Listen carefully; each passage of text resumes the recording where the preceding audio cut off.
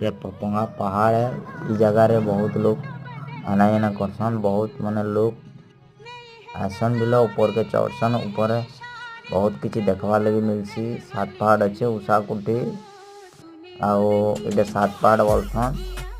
सात पहाड़ जेनटा कहुए और इ जगह रे सुरंग अच्छे जेनटा हमर बागदुआ लोग सन।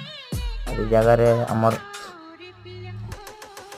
पपंगा पहाड़ रो महोत्सव भी हेसी सबुथर इ वर्ष हेसी।